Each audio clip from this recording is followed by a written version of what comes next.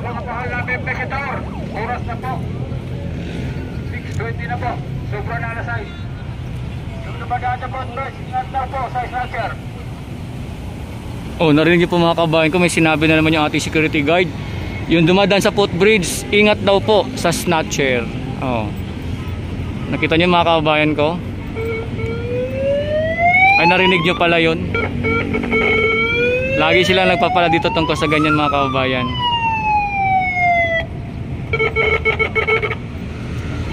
Oras na po na maglabas, mga mahal namin Pescador.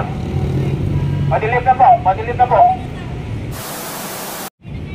Uy, si Haring Araw. Ayan, lumabas. Ang ganda oh. Sa wakas, kahit makulimlim mga kabayan ko. Tingnan nyo, ang ganda talaga ng view pag ganyan oh. Yan, saktong-sakto. Sa mga bagong dating dito sa Manila Baywalk Dolomite Beach, talagang naabutan nila yung sunset view rito, napakaganda. Yung nga lang talaga medyo makapal yung kaulapan kasi nga makulimlim, pero ganun pa man oh. Enjoy talaga yung mga namamasyal dito. Oh. Nagpakita si Haring Araw oh. Bago siya bumaba. Ang ganda niya pagmasdan.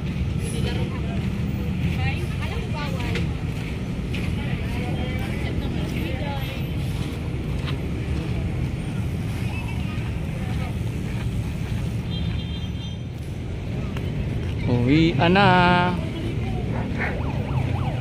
Mga mahal namin Pescador, oras na po 6:20 na po, sobra na alas 6.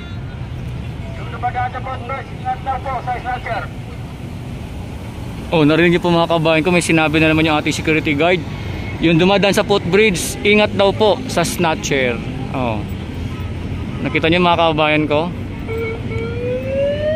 Ay, narinig niyo pala yun. Lagi sila nagpapala dito tungkol sa ganyan mga kababayan.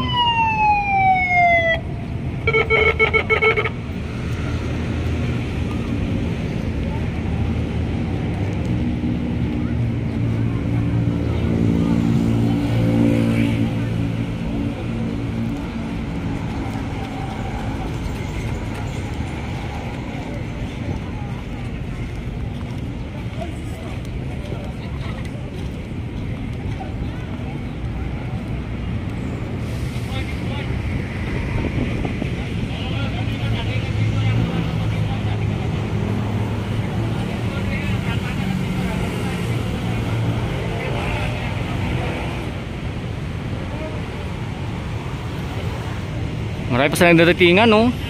Kaso lang sarado na mga kabayan ko kasi hanggang 6 lang po talaga eh.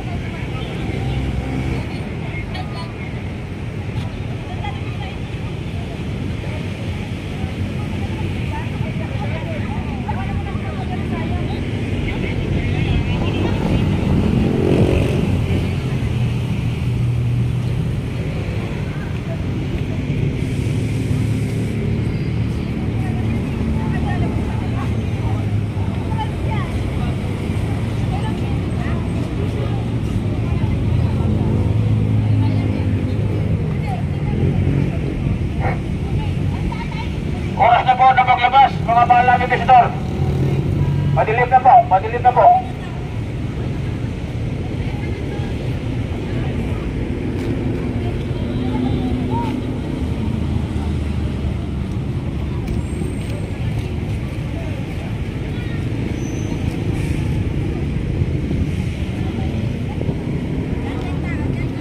So yan po yung ating dito no.